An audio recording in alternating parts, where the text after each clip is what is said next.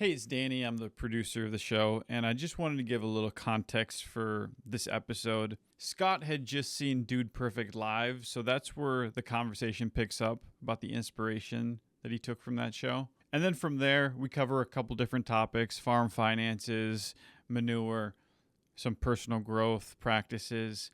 So the show's young. We're playing around with formats. Let us know what you think about this one. Let's get into it.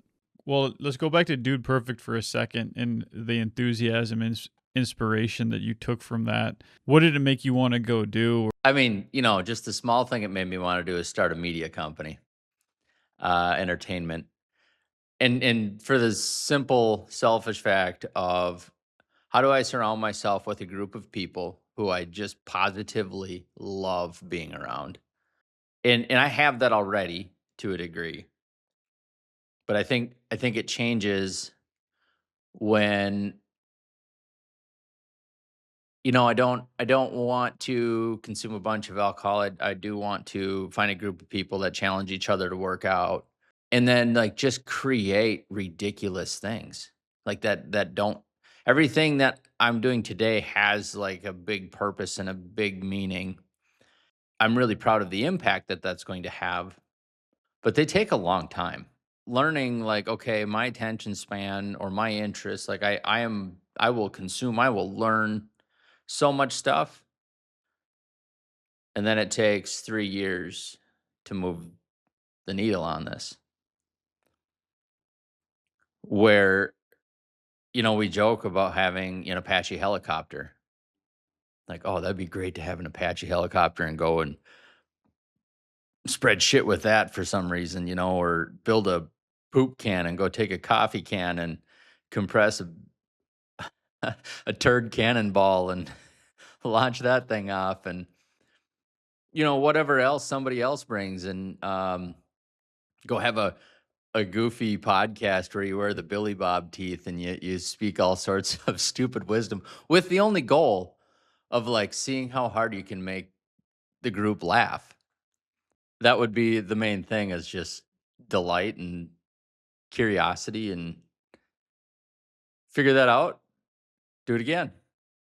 Yeah, there might be a huge return on fun and stuff like that too that you can't really predict, but that's a good lesson. I think we're a little too, a lot of us type A's are a little too numbers driven, metrics driven, results driven, not enough whimsy and just playfulness.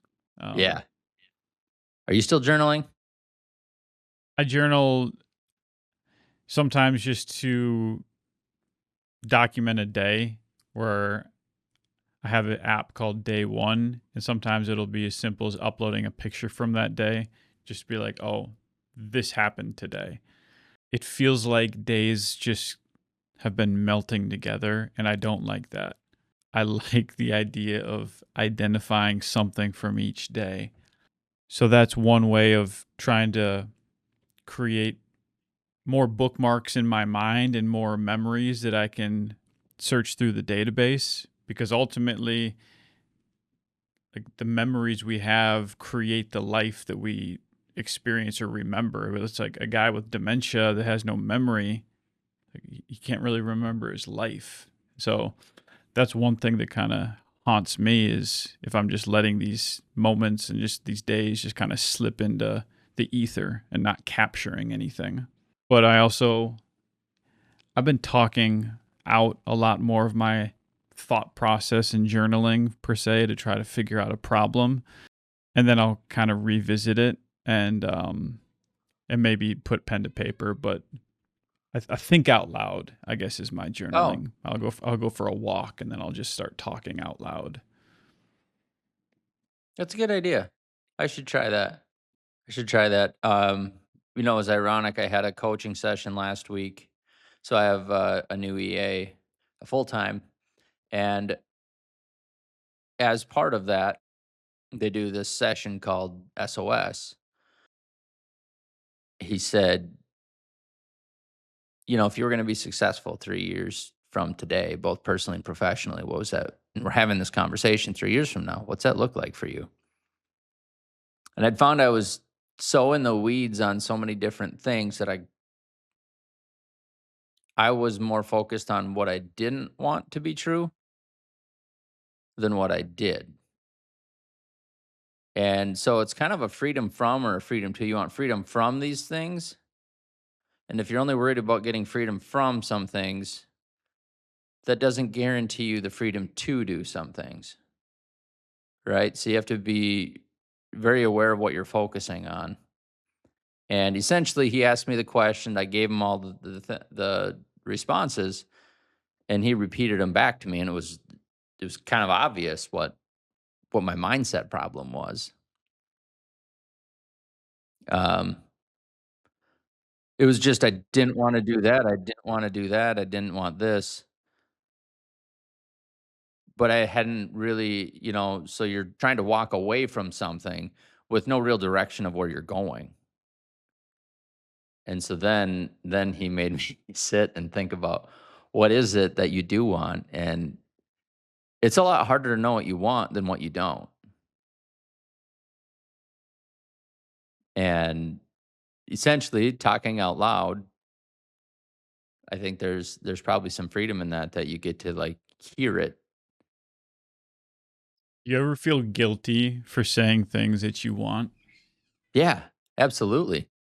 I don't know if it's a worthy thing. Like I think just in part of how I am, I have a sense of humility that can be almost crippling to my future because I don't want to be better than anybody else. I want to be that guy that's easy to work with. That's a handshake promise. It's just easy, and I think as having part of that, it's hard for me to say like, "Oh, these are the things I want," because somehow it makes me think that then I must not be that or something. And so that's and then I think there's just a wiring too, right, of want versus need. It's so easy to say what you need, but to know what you want, and yet I ask all my employees, like, "What do you want? Like, tell me what you want. I will help you get there." But then I don't do that for me. Dan Sullivan talks about this, doesn't he? He's like, Mhm. don't dive into why you want something or apply motive or whatever. Just want it. Yeah. I sometimes have a little struggle with that because I want to know where this desire is coming from, but also there is something simple and where you don't overthink why do I want to take a vacation to Hawaii? I don't know. I just want it. Like Yeah. Yeah. I just want it. I Yep. don't think that's bad. For me, some of the guilt comes from, oh, I should be grateful for however much I already have. But Yeah. that's a limiting belief, I think. I think there's that it's just something that doesn't always apply. It's not a blanket application. That shouldn't be the belief. I'm just gotta be grateful for what I have. I think you can be grateful, but then also want more because, well, depending on your core belief, not to go spiritual, but like our God is a God of abundance. It's not like he's like, oh no, that's enough. We're just gonna like this outer space is always expanding. He's always Yeah. taking new ground. Uh, I think that there's part of it, I mean, jumping into the faith side of things, right? Um, God talks about don't worry about your food or your clothes. The birds don't worry about tomorrow or make your worries of today be today. And so then part of it's like, for me, I think is like the balance of what's our plan and what's his plan and trying to honor that. But actually, as I read through King David, like it wasn't like he followed a daily it wasn't like King David followed a daily itinerary of God's plan. There was just moments. and maybe battles, or they'd show up with a way undersized military army to go and fight the Philistines, and then God would give him a nudge to do this or that, kind of like Joshua with Jericho, right? And it wasn't it wasn't a daily itinerary. So I think for me there's that gap of what's God's plan and what's mine, and how do I make sure I don't. I ran my own plan for a long time, and I can assure you I thought it was great, but God's is better. I think the last part too is just being grateful with whatever it is, right? It's not that, whether you do or you don't go on the trip to Hawaii, still just practicing what you have. And even if your trip gets canceled for Hawaii, being grateful that, you know, y- you have what you have, and how do you want to see things? Which is so much easier to say than do. Yeah. And I think that you nailed it. It's like you stay grateful. You can stay grateful in your wanting. If you don't get it, that's okay. You have a posture of gratitude. Whether you Mhm. get it or you don't get it, you're still Yeah. grateful. There's plenty of blessings and things to be grateful for. Talking about the finances of farmers and how, a farmer can have a great harvest but still have money problems. And so from your experience, what are the biggest errors or challenges that farmers run into with their finances? There's 2 ways of doing this. I mean, if you can find a rotation that is so profitable that you're gonna make money, there's forgiveness there. You don't have to know that. But that means you're in a niche market, and those are pretty volatile. But if you're gonna play the corn, soybeans world, you gotta know all of your costs in front, because it can farming has such of a purpose behind it, unlike any other industry out there, that when people even are approached with, "Hey, things aren't looking good here. You need to drop all of your rented land because you're losing money on that, and farm the ground you own so you can start making it back." And people will still choose to not let go of ground and go bankrupt. Um, Here's the other perception that I had personally had was I was just in my mind, I was like, "Hey, if I can grow 220 bushel corn, I'll be just fine." Right? If organic corn is um, $10 for easy numbers. Now we're looking at $2,000 an acre. I'm like, boy, I got all kinds of wiggle room. Well, my fertility costs are like 400 to 500 bucks an acre. My input costs for seed are 160, and then I have a total of probably 12 passes in the field that are far from free. Then you have rent on top of that, and so there's still probably $600 to work with.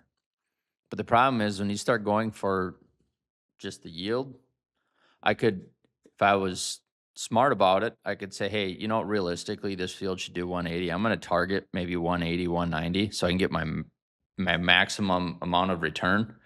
Because there's kind of a bell curve to it, right? And so when your inputs and your yield are going to go like this, but at some point they're going to kind of top out to where your return on investment caps. And you got to know where that is, because you might be more profitable growing 180 bushel corn with less inputs. So you get more profit per acre, but less gross revenue. So if instead of going for 220, trying to get $2,200, and I spend an extra $400 worth of inputs trying to get that with different applications and this and that,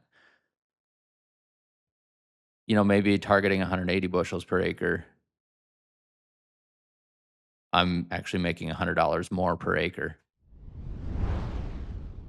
Can you think of somebody that was the biggest skeptic that was a traditional, conventional farmer, and then they tried manure and they were won over?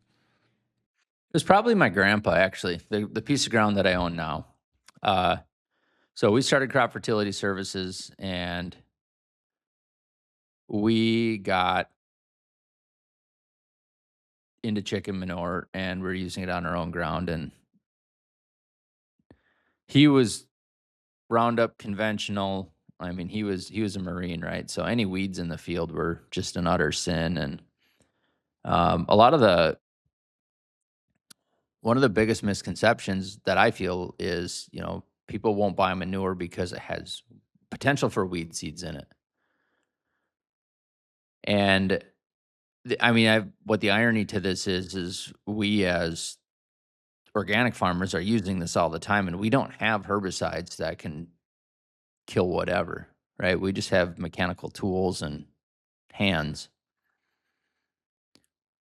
and we're using it all the time. And when my grandpa started using this, he was growing seed corn, and he got a yield, and I don't remember, I think they did like a times 3, um, for a seed corn equivalent, right? So if you had a 10 bushel seed corn crop, it'd be equal to 30 bushels, which is terrible, right? One year, I think after we started using chick manure, he got